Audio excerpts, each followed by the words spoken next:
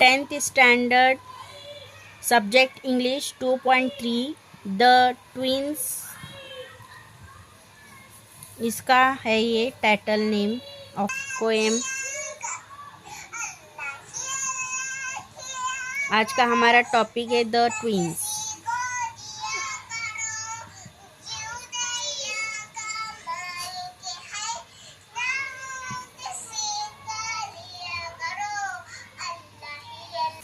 Question number A का 1. Complete the following with information given in the extract. Number 1. The twins were similar to each other in form and features and face and limb. Number 2. The people mistook the twins one for the another. Number 3. No one knew who was a twins. खाली जगह उसको हमें भरना है. Was a twin. Number 4. Kith and kin were puzzled by the brothers' similarity.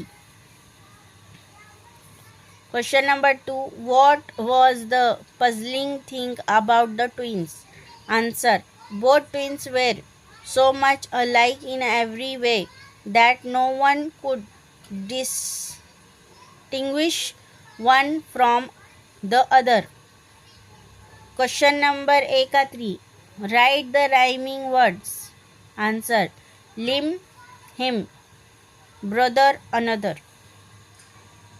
लिम का मतलब होता है कम, कोई चीज़ की कमी को लिम बोलते हैं. किन, twin, pitch, which.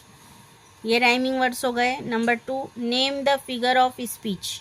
Number 1. In, from and feature, face and limb. तो इसका क्या होगा figure of speech? Alliteration answer होगा. Alliteration. Number 2.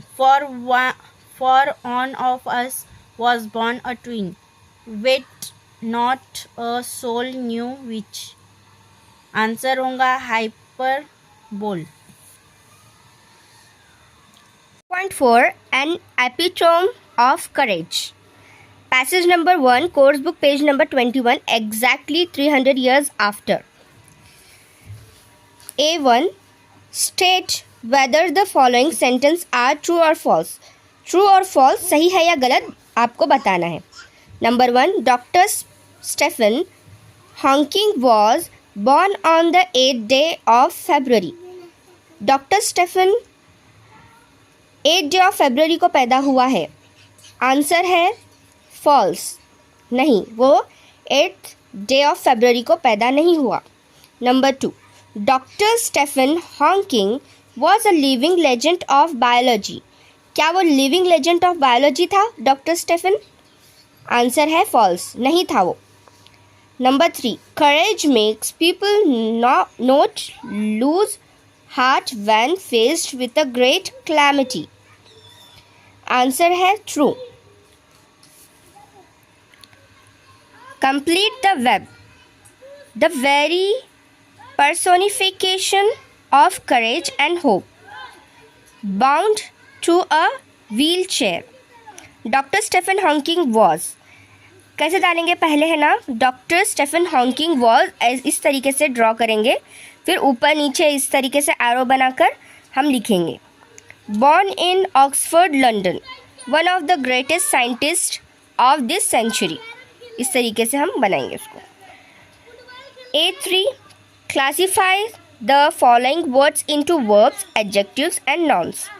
Whole, no, little, predict, calamity, legend, mind, physics, great, imagine, wonderful, cruel, courage, faced, grew, heart, fate, course. ये सब आपको words दिए गए हैं.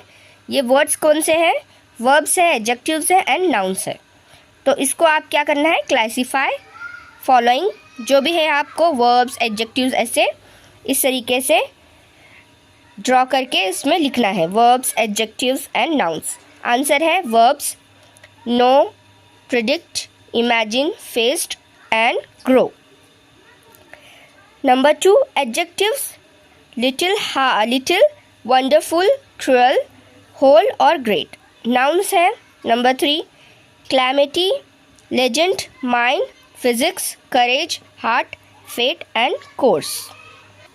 Question number 4 make the following sentence exclamatory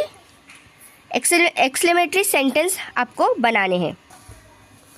देखिए number 1 courage is truly a wonderful thing. Answer आएगा what a wonderful thing courage is. Exclamatory sentence बनाना है। Exclamatory mark इसको कहते हैं। इस तरीके से होता है exclamatory mark. Number 2 he was very clumsy.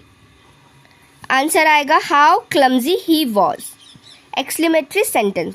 Exclamatory होता है आप कुछ वंडर कर रहे हैं, मतलब बहुत ज़्यादा आपको वंडर हो रहा है, आपको एक्सक्लेमेटरी सेंटेंस उसको कहते हैं। A5 question number 5 do you think that courage is a wonderful thing, why do you think so. Answer है yes I do think that courage is a wonderful thing because it can work miracles in one's life.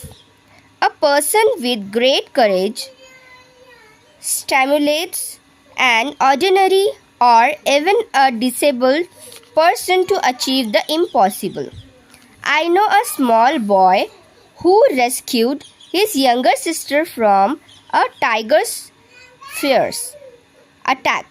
A courageous person is brave enough to do whatever she feels to be right and good in his or her opinion. यानी हम जो करेज होता है इंसान के अंदर, जब करेज होता है तो वो कुछ भी कर सकता है, इम्पॉसिबल थिंग भी वो कर सकता है।